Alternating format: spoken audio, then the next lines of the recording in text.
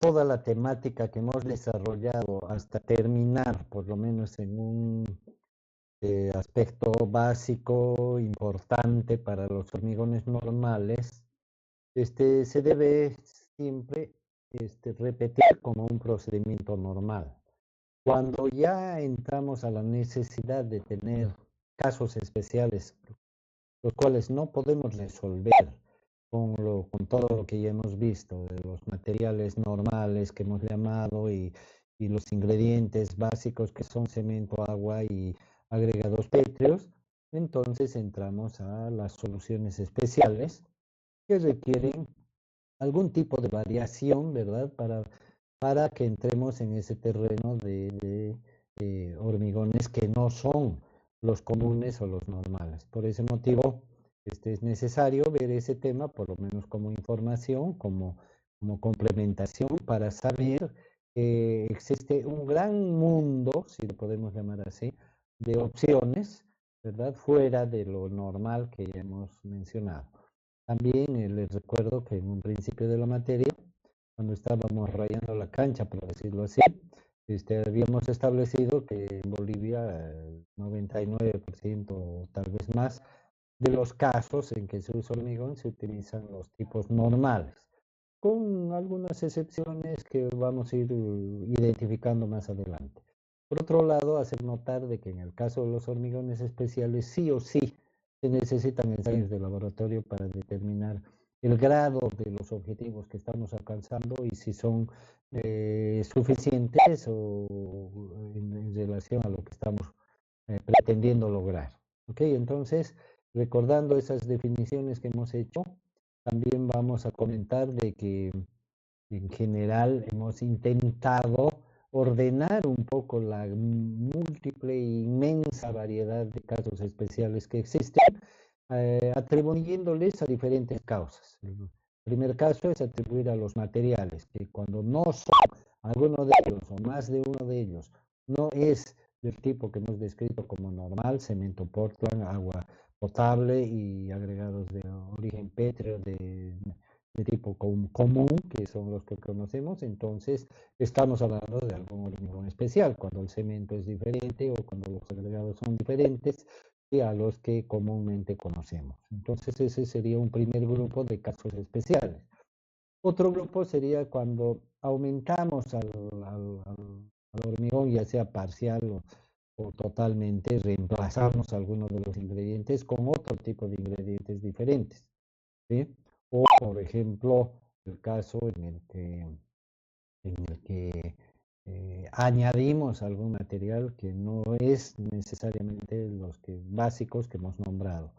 Esto puede realizarse con un hormigón normal o con un hormigón especial de los que ya hemos mencionado antes, cuando existe algún material diferente. ¿No es cierto? Podemos adicionarle otro material diferente también, con lo cual podríamos decir que es doblemente especial o podría ser hasta el triple motivo especial de acuerdo a lo que queremos obtener. O sea, no hay limitaciones en cuanto a las cosas que podemos usar siempre que nos produzcan los resultados favorables que obviamente estamos buscando.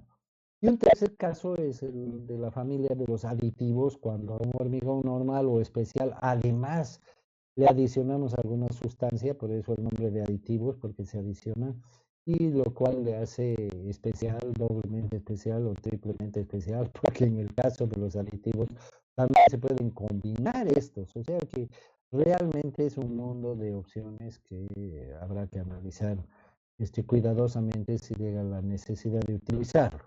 Empezando por el uso de materiales distintos a los comunes, sin añadir otro, ni aditivos, ni otra confusión, nos vamos a referir a manera de ordenar las ideas y las noticias al respecto a la clasificación ASTM de este tipo de cementos, de estos distintos tipos de cementos.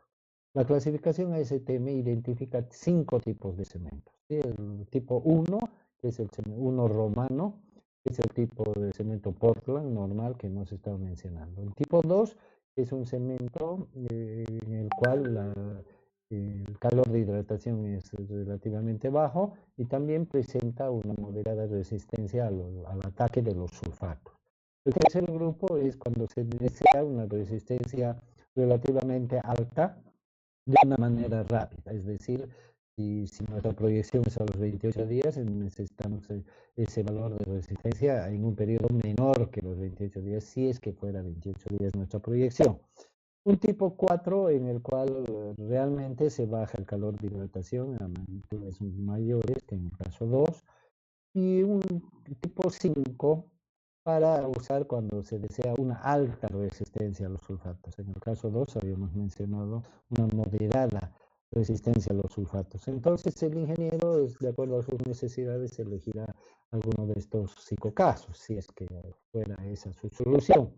También les hago notar de que en este grupo o en estos 5 grupos aparecen unas variantes que son el 1A, el 2A y el 3A, correspondientes a los efectos que hemos mencionado, pero con aire incorporado, ¿no es cierto? Un tema que ya no es nuevo para nosotros. Entonces, fíjese, solo ahí tenemos 8 tipos especiales, más la gran variedad de normales que hemos hablado, ahí nomás ya tenemos un montón de opciones. Aparte de eso, en ASTM también se reconocen otros cementos, el tipo UE, 1S, 1P, P, 1PM, 1SM, como podemos leer aquí, no me voy a complicar ni les voy a complicar la audiencia, y además los cementos NM, M y S, que por sí solos también tienen sus propias características. Ahí nomás, fíjense, si sumamos ya tenemos no sé cuántas opciones, ¿verdad? Hacerles notar de que en Bolivia no hay tantas variedades, obviamente. Y también hacerles notar de que algunas necesidades que hemos visto aquí, como el bajo calor de hidratación, alta resistencia temprana y otros objetivos que se buscan, no son comunes en nuestro medio, ¿verdad? O sea que por lo general no nos preocupamos mucho de esos factores y si se diera un caso sería muy particular. Así que por eso intentar, por ejemplo, traer esos cementos aquí no tendría mercado, ¿no? En absoluto, probablemente, por lo menos al inicio. Tal vez los cementos de alta resistencia temprana, tal vez, que yo he visto en el comercio algunas ofertas al respecto. Aparte de eso, mencionar también que en Bolivia solamente se producen cementos Portland y las únicas variedades que se han introducido desde hace algunos años son los cementos con adición de puzolanas.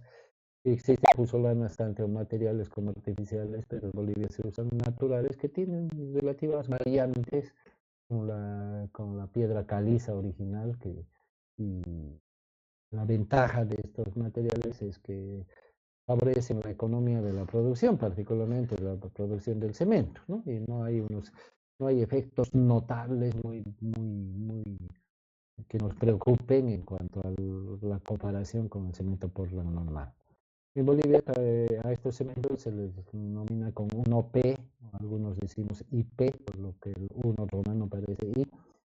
Y también existe un cemento IF, que es un cemento con un filler este, molido, digamos. El filler es de origen de escoria, de filler de escoria, y calizo, del tipo calizo, molido, por eso se llama filler. Filler se llama a un material granular muy fino, ¿no? Por eso se llama filler. Pero no está en la clasificación, el 1F no existe en la clasificación de STM, como se puede ver.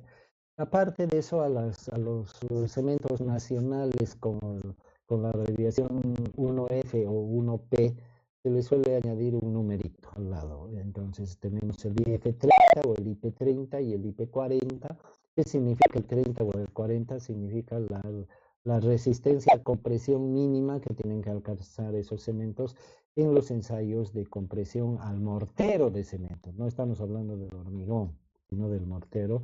Y esta resistencia es medida en megapascales, que más o menos son la décima parte de los kilogramos por centímetro. O sea, el IF30 sería 300 kilogramos por centímetro cuadrado y el 40 400. Pero estamos hablando del cemento, o sea que no confundir, ¿no? El hecho de que usemos un cemento 40 en vez de 1,30 no significa necesariamente que el hormigón va a tener esa misma diferencia con un hormigón.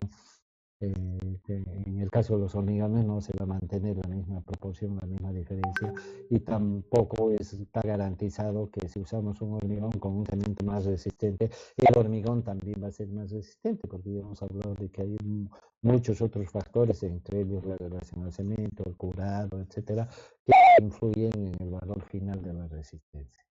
¿Okay? Entonces, eso como aclaraciones complementarias, y hay otros tipos de cemento que no están en estas clasificaciones, que reciben distintos nombres, algunos los bautizan también comercialmente y no están necesariamente dentro de una clasificación dada, ¿no es cierto? Sino que no encajan en ninguna, como el caso del 1F que yo les mencionaba, que no encaja en la STM, pero que estoy seguro que está en alguna otra clasificación, probablemente la norma boliviana.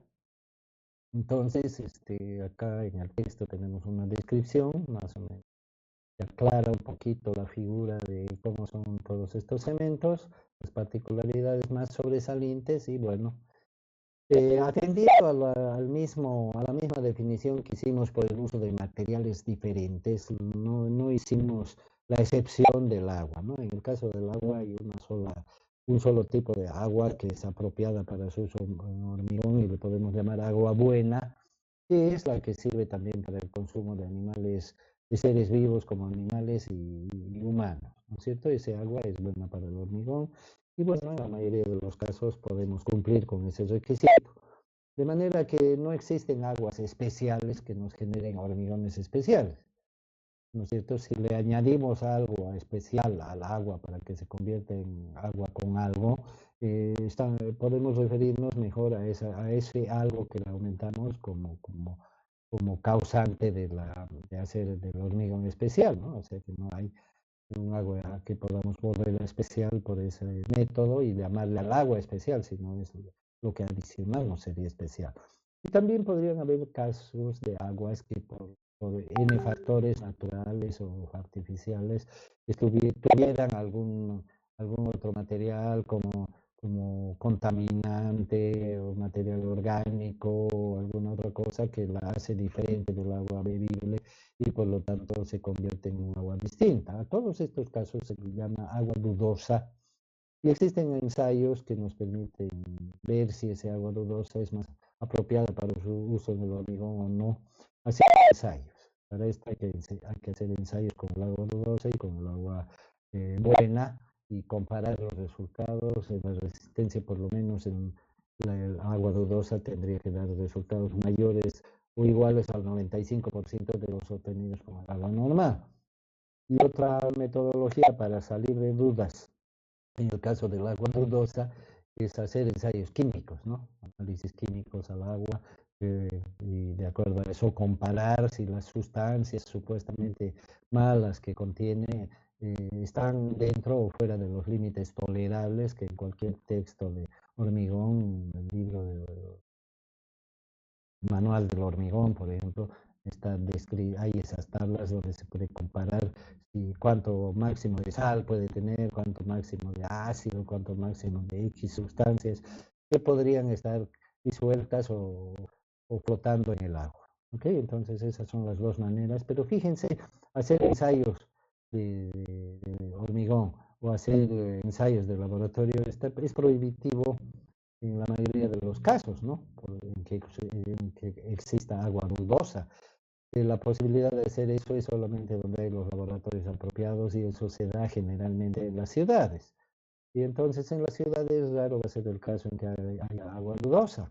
Esto va a ocurrir en lugares alejados, en el campo, y probablemente es mejor solución llevar agua, ¿no? Por sistema, por cualquier otro medio, llevar agua buena y así resolver el problema. Por otro lado, pasamos al tema de los hormigones especiales mediante el uso de agregados que son diferentes a los comunes que hemos señalado que son de origen rocoso, de rocas o de piedra. En este caso también tengo que hacer una diferenciación y una aclaración, porque cuando decimos diferentes a los de piedra, obviamente que nos imaginamos que son de otra cosa, porque hierro, de cobre o de oro, de lo que sea, que no sea piedra. pero en realidad hay una excepción a esta regla, porque también hay agregados que son provenientes de rocas naturales, pero que no encajan dentro de los que llamamos normales, particularmente por sus composiciones químico-mineralógicas, que sería un caso, y el segundo caso por su peso unitario. Cuando las composiciones químicas de las rocas, de una fuente de roca, nos generan una duda respecto a si van a tener alguna reacción desfavorable con los procesos químicos que ocurren durante la hidratación del cemento, entonces puede causarnos algún daño futuro en la calidad del hormigón. Por lo tanto, no sería recomendable usar ese tipo de piedras o de rocas cuando existe alguna información relativa a eso. Ese sería un caso de rocas que son de piedras, de agregados de piedra, pero que tienen algún pego, ¿no? El otro caso sería cuando los pesos unitarios son muy diferentes a los normales. Los normales sabemos son 1400, 1500, 1600, hasta 1700, digamos, kilogramos por metro cúbico.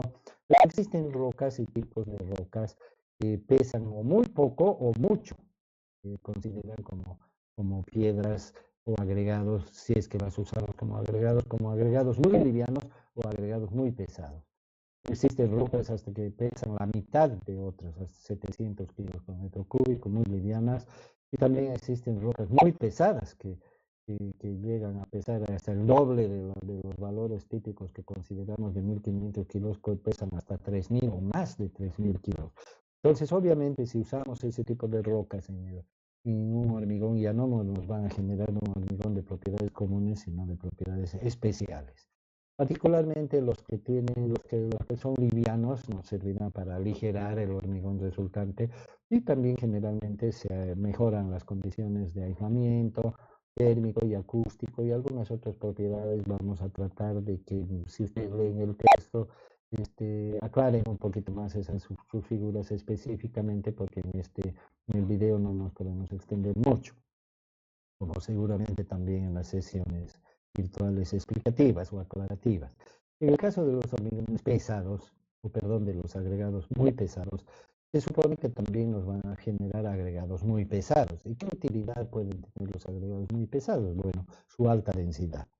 Entonces, su alta densidad nos permite generar un hormigón muy resistente, digamos, al paso de las ondas, a través de él, el paso de radiaciones, el paso de elementos contaminantes, etcétera, por lo que se les da mucho esa utilidad para, por ejemplo, laboratorios químicos, para que los gases hagan menos daño, digamos, que una pared común y corriente. Son paredes gruesas, generalmente paredes, techos, pisos también. En las centrales nucleares, por ejemplo, donde hay radioactividad, y en otros casos, ¿sí? También sanitarios, donde puede haber fuga de algún virus o alguna sustancia dañina o contagiosa, etcétera. Generalmente se usan para eso. Hay una descripción acá de los agregados pétreos, se mencionan los más comunes, los más conocidos, lo mismo los más pesados, ¿sí? Entrando a los agregados artificiales, hay muchos agregados que se utilizan también para generar hormigones livianos. El caso más común y más rudimentario es el uso de escombros. El caso de usar, por ejemplo, pedazos de ladrillos, pedazos de tejas.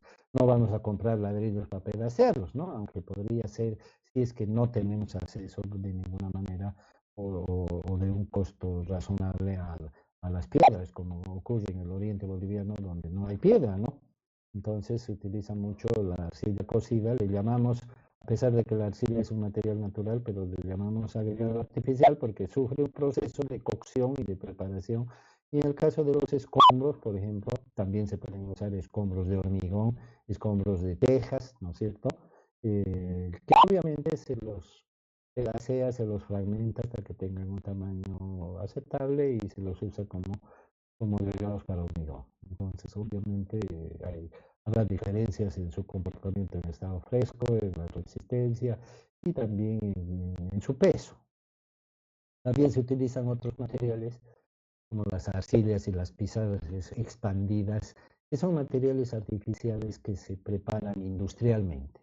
Hay lugares, hay países donde el agregado de piedra no es tan accesible, no es tan común, sin ir muy lejos, Buenos Aires, Sao Paulo, qué sé yo, donde hay industrias de agregados artificiales que se fabrican artificialmente mediante procesos, por ejemplo, las arcillas y las pizarras, a través del proceso de cocción en hornos a altísimas temperaturas, generan gases que las inflan el material, y este material, una vez que se enfría y se lo moldea en forma de gránulos, aquí tenemos un par de imágenes que nos muestran esos casos, entonces son apropiados para el uso como agregados de hormigón. ¿Sí?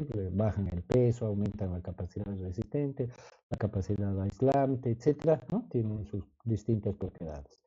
La cascarilla de arroz ha sido un descubrimiento muy antiguo, lo mismo que con que se usa la paja, ¿no es cierto? La paja se utiliza como una fibra para reforzar la preparación del barro para los adobes, un invento muy antiguo. También la paja se la utilizó en los lugares orientales, en que no se hacían las casas de adobe, pero sí de tabique, de barro mezclado con fibras, ¿no es cierto?, para que tenga mayor capacidad resistente, especialmente a la tracción y también a la fisuración, etc.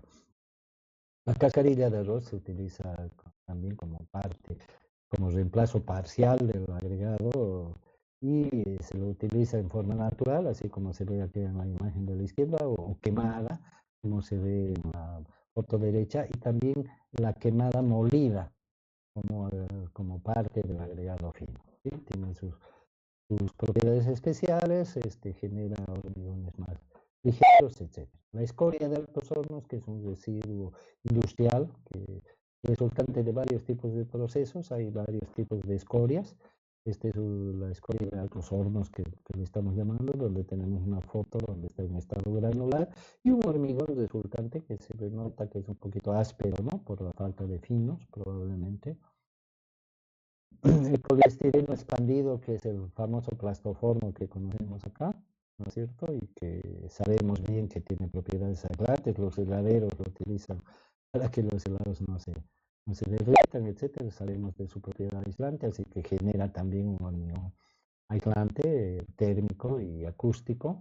Y obviamente que la principal ventaja que se explota, porque en nuestro medio las cuestiones de temperatura y climatización todavía no está muy desarrollada, es por su bajo peso, ¿no? El bajo peso depende de la densidad con la que se fabrica este material, porque se lo fabrica. Y se pueden obtener densidades tan bajas como 6 kilos por metro cúbico. Imagínense un metro cúbico de plastoformo, un cubo de 1 por 1 que pese apenas 6 kilos. Lo levantamos con una mano, ¿no? Y también hasta densidades de 20 kilos. Esta variedad de densidades particularmente tienen influencia en su capacidad aislante, ¿no? En Estados Unidos, en otros países, donde este factor de climatización es muy importante para el ahorro de energía, ya sea en el aire acondicionado o en la calefacción. Entonces es muy importante la densidad de los aislantes para que tengan un mejor o peor comportamiento respecto a su capacidad, lo cual permite un mayor o menor ahorro de energía, ¿no es cierto? En el hormigón se utilizan las famosas perlitas, que son la composición del hormigón. Si ustedes agarran un pedazo de plastoformo y lo parten en dos, van a ver que está formado por muchas perlas unidas entre sí, y con las que se pueden fabricar también bloques de hormigón, para distintos usos, ¿no? Usarlos como ladrillos, como paneles, etc. Como agregados artificiales naturales, ¿no? Artificiales porque no son de piedra, digamos. También existen estos agregados naturales como el acerrín, experimentos que son fragmentos de madera, ¿no? El acerrín, que es un fragmento fino del cepillado de la madera generalmente se genera, o la viruta, ¿no? Que es un desecho de mayor tamaño, y se le da algunas veces la forma apropiada y el tamaño apropiado para utilizarlo en las mezclas de hormigón. Fíjense, aquí tenemos algunas imágenes, ¿no? De bloque de hormigón preparado con este tipo de material, el acerrín o viruta, depende del caso. Plástico también se utiliza, se recicla el plástico, botellas, envases, que se sabemos Sabemos que el plástico es reciclable, entonces se moldean perlas, como se dice, perlas de plástico del tamaño apropiado. Generalmente en todos estos hormigones se utilizan tamaños chicos, ¿no?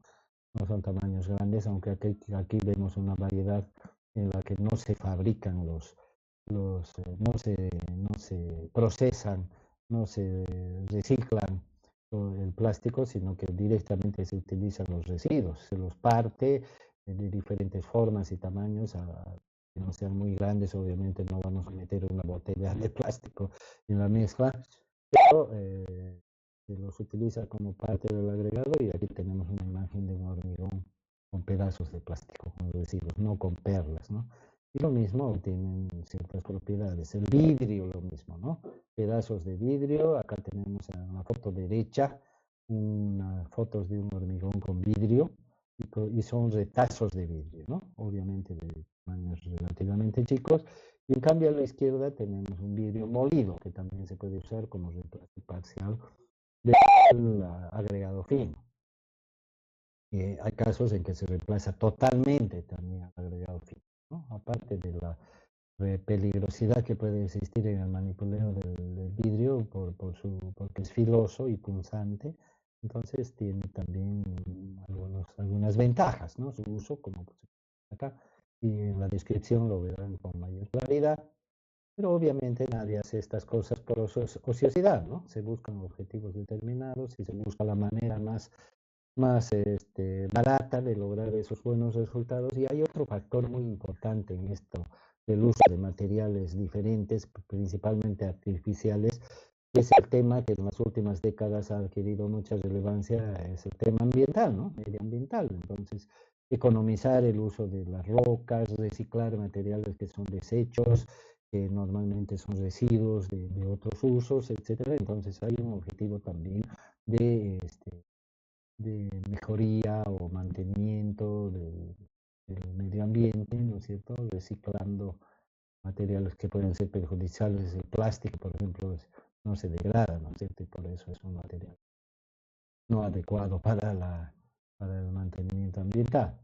Existen otros hormigones especiales también, como ya lo hemos dicho, por el uso de aditivos, que son muchísimos los aditivos y también por el mismo motivo los vamos a clasificar, vamos a adoptar una clasificación apropiada, que es la STM, y mencionar también que estos tipos de hormigones resultantes del uso de aditivo también se pueden combinar aditivos, ¿no? Lo cual nos duplica o triplica lo especial de esos hormigones.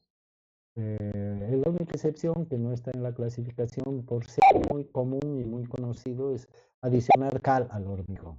En realidad desde tiempos muy antiguos, desde los romanos, se utilizaba la cal como mortero, ¿no es cierto?, para unir bloques, para hacer sus canales y sus estructuras, etcétera. Se usaba la cal que tiene propiedades parecidas a la del hormigón, ¿no? Es un material dócil en estado fresco y un material al que seca al endurarse es bastante resistente. Y cuando apareció el cemento también se ha empezado a usar cal para darle mayor trabajabilidad en estado fresco y también tiene una mayor capacidad para soportar la retracción y además tiene un bonito acabado cuando se quiere hacer, por ejemplo, un reboque fino. Okay, entonces también se lo puede usar en el hormigón, generando de esta manera un hormigón especial, un caso especial más. En el próximo tema se va a desarrollar los casos de los aditivos.